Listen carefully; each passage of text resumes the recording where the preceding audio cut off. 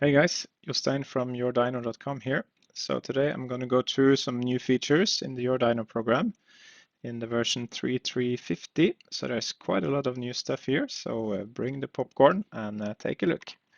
So the first thing I wanted to show you is that we have a new type of gauge now. So you are used to the digital and analog and live graph, right? But you also now have a bar graph. So it can be vertical or horizontal. So for example, let's say vertical. And if I turn on now the RPM, so it looks like that, right? It goes up and down or side by side. So that's pretty cool. There is also now a new type of alarm or an alarm setup. If you go to gauge setup here, you see here are the different ranges that we have set up already, and you can say, let's say this one has an alarm if it reaches the red line. I'll show you how that looks. So the data or the channel comes into the red zone, and the whole thing blinks like that. So much more, easy to spot that you are in the red zone than before, like that. Same of course with the digital. It's gonna be blinking all red like that. You can also turn on the yellow zone. Let's say you want both of them to be blinking, and then it's going to look like this, and then red. So it blinks red or yellow depending on which zone it is in. Okay, that's cool. Another new thing is that you can change now the gauge aspect ratio. So before it was all square, right? But that's not necessary, especially for those digital gauges. So they can be, thin like that. The same goes, of course, for the bar graph. You may have them really tall, right? Or long, whatever you like. So for the analog gauge, if you turn that back again, of course you need to still be a little bit more or less square, right? Otherwise it's going to be squeezed. Yeah, so that makes sense. It's a round gauge. Okay, so that's that. The next part of the gauge is that you can play with the colors a bit more. So you can, if maybe you noticed here in the gauge setup, so there is now gauge colors. So you can set the background color, the foreground color, and the indicator. So let's turn this into a digital gauge, and then say that we want to do background is maybe a bit hard, right, when it is black. So you may want something slightly more grayish, something like that. Say that that's your custom color. You may want to sort of standardize on that. And then it's going to be a little bit softer to the eyes, right? You can also, of course, change then the foreground. You may go crazy here, right? Have red. And indicator is for bar graphs, for example. So if I do that now, we have now, it's not a very good color for this gauge. Let's rather say, I don't know, something like that. So here you can really, really have much more opportunity than before to separate out each gauge. So let's say you want all the temperature ones to have a certain background, all the pressures to have a different background, etc., so that you recognize them. It's also, I think, nice not to have this hard black background. You may like to have something different. Okay, good. Another thing that we can do now on the gauges side, you see this setup here has 8 thermocouples down here. It also has 8 lambdas. So this can now be grouped into group gauges. So I'll show you how that works. So you click on the gauge on/off button or the V buttons to bring this up, where you select which channels you want to have a gauge on. And there is now a new button here called New Group Gauge. Click on that. You see it pops up here up in the left corner. You have to call it something, let's say EGTs. And then we select which channels will be part of that group gauge. And in this case, it's all the EGTs. Like that. And we of course want to make it a bit bigger. It will try to find the best layout depending on the size of it here, right? Just to show you how that looks, let me set the gauge to 1500. And of course you can still have ranges here, right? With just as before. Let's do that. Let's have green, let's say here, and yellow. Let's do that. Okay, let's have something like this, and then okay, something just like that. Probably a bit pessimistic here, but it doesn't matter. Okay, now let's run a raw log file, and so you see how these bars are working when it's a group gauge. So here you see all the gauges moving at the same time. Much easier to spot if something goes wrong than watching 8 different ones, right? Okay, good. So the next change I want to show you is actually quite a big one. It has to do with the way outputs work in YourDyno. So you may remember that before you could only use outputs to control a brake, but now you can use it to other things too. You can control a throttle, for example, and some other stuff. We can come back to those, but let's take a look at the throttle, at the brake control first. So now it's a bit easier to configure. Here you select what you have connected, for example, your dyno eddy brake power supply. It looks like this then. You set the max voltage, and then here you can get the Bluetooth data, power and or current and temperature, and it's a bit easier to read than before. Or you can say I have a YourDyno water brake valve, and if you configure that, you can say use the default settings for the YourDyno water brake valve, so you don't need to play with those numbers here. You can use the default one. Same if you have, let's say, a superflow water brake valve. You can go in here and say I want the default values for the superflow valves. Pretty much easier than before. You can also here select do we want to have a linearization or not. Normally that's not necessary, so you can leave that off. Okay, so that's brake. So that was all there before as well, just a bit easier to use now. But let's say we want to have a throttle control. Okay, so that's here. We want, let's say, we have connected an RC servo that's using pulse width modulation. Let's call it something. Let's call it throttle. And yeah, we can say that it uses a regular RC servo PWM. Of course, you can adjust as you need to. Okay, so what's then driving this throttle? And here you have a few options.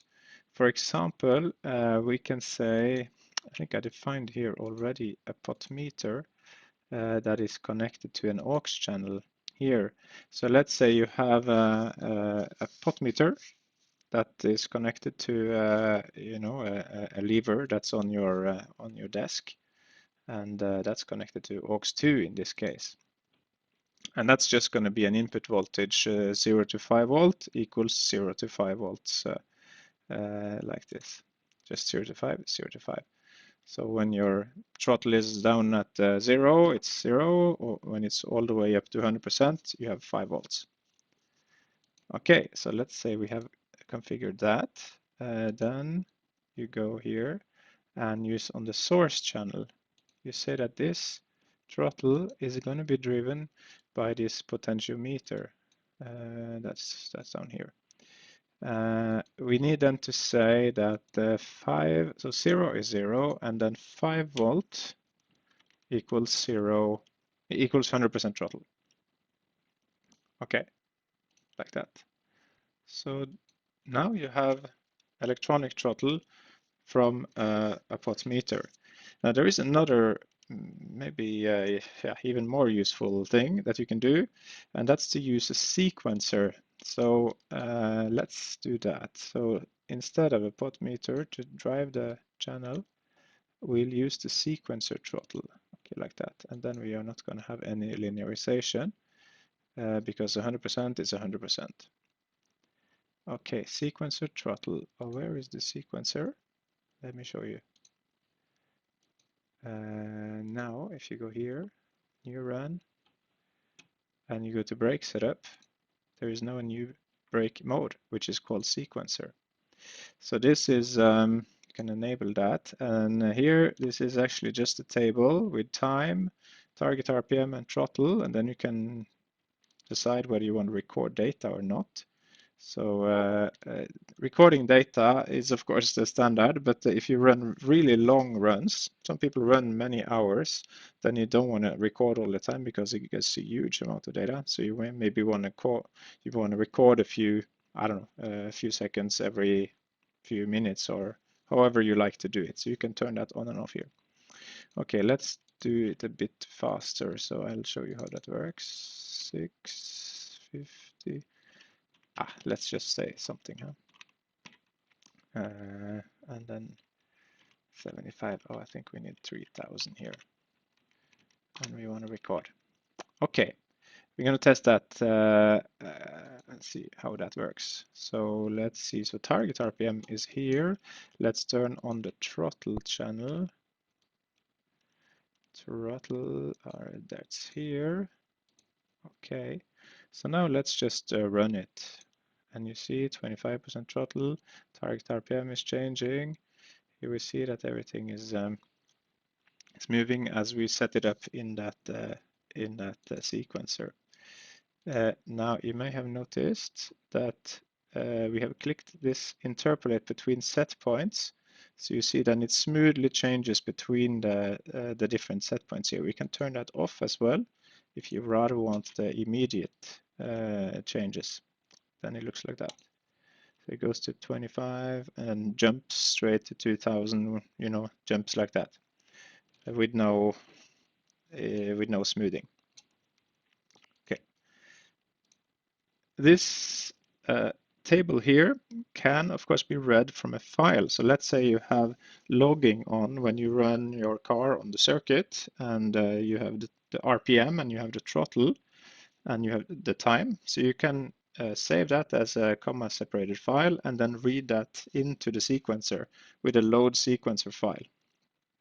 Looks for a file called star.seq, and you can read that in here. You can also save what you have here as something like test, whatever you call it, test.seq, and you will see the format is really simple format. You will understand it. Okay, now let's say you want to have a few more channels here. So this is the default, right? Time, target RPM, and throttle. You can actually define more channels. Let me show you how that works. If you go to plugins and then sequencer configuration over here. Now these are the channels, but you can say I want to add a column called, let's say, gear up, and another one called gear down, for example. And now you have created simply like this, you have created two new channels that will be read from that sequence file. Let's say you have another one which is called test sequence, now maybe test phase. Let's say if you have a long phase, you want to see which phase am I in now. Okay, if you go here now and open the sequencer again. So here you have these new numbers, new channels here, and maybe this is, oops, I don't know, something. This is test phase 1, 2, 3, 4, whatever you like, right? And now you click here, OK, and you can turn on, let's say, for example, the test phase. Where is it? Down here, probably. Test phase. Here it is. So when you run the sequencer now, you will see which phase it's in. So you can, yeah, it's just another channel that is created as easy as that. So that was the throttle and the sequencer, but what else can we use the outputs for? If you go here, let's say it is other. And let's say you have a fan that you want to control with a VFD. And let's say that VFD could be controlled by analog or maybe pulse width modulation. Let's say pulse width modulation. And then we can call that fan control like that. And then, of course, you need to set up what kind of PWM signal that VFD needs. Okay, set it up like this. Then you can say, let's say you want to control that fan using the speed of the dyno. So let's find speed here. Speed, here we go. And then now we want to say that, for example, at 0 speed, we don't want any fan. At maybe, I don't know, 150 kilometers an hour, you want full blast. And then anything above there is also full blast. So now you have created a control of the fan using the speed as a channel, and the output, in this case output 4, can now be connected to that VFD. Pretty cool, huh? Of course, you can select any source, any channel as the source for that VFD control, right? For example, engine temperature. So you can set the 0 to 100% versus the engine temperature as you like. Okay, a couple of more new features to go through. The first one is that you can now turn on the brake during the retardation phase. So if you have a lot of moment of inertia, the retardation phase takes a long time. So you can now turn on a bit of brake here, let's say 10% or maybe 50%, depending on the strength of your brake and the number of the moment of inertia that you have.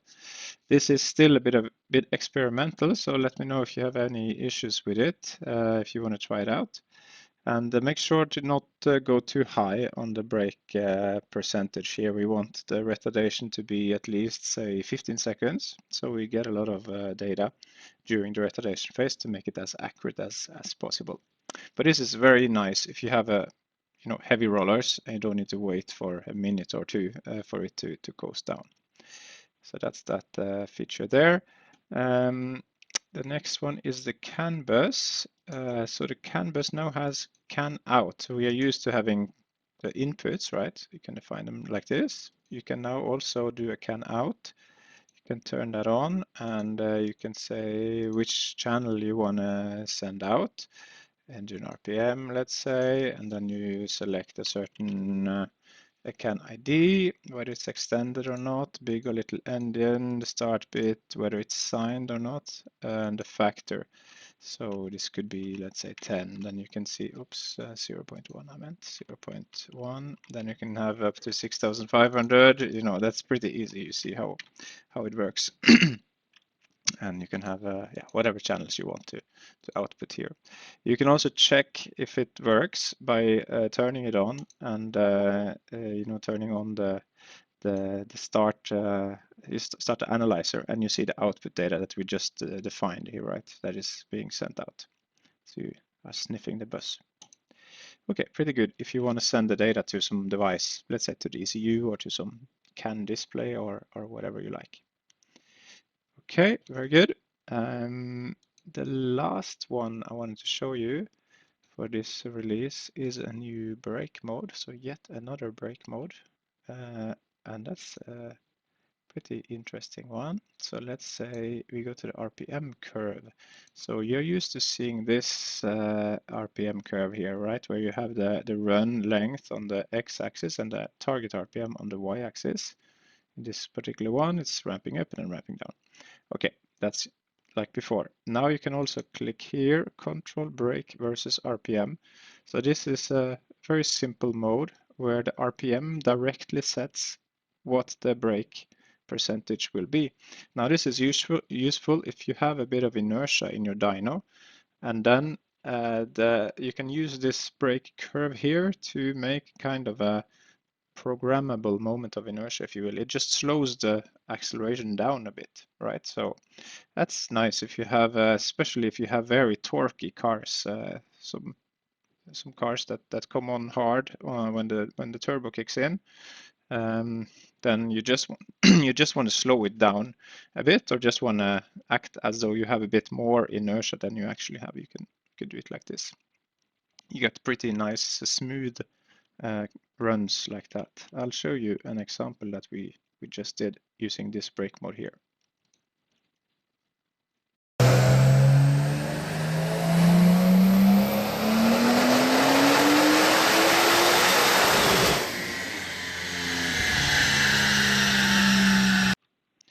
All right, very smooth and nice run there from a Supra. Okay, that was it for today, guys. Quite a monster release this. I hope you enjoy it and take care.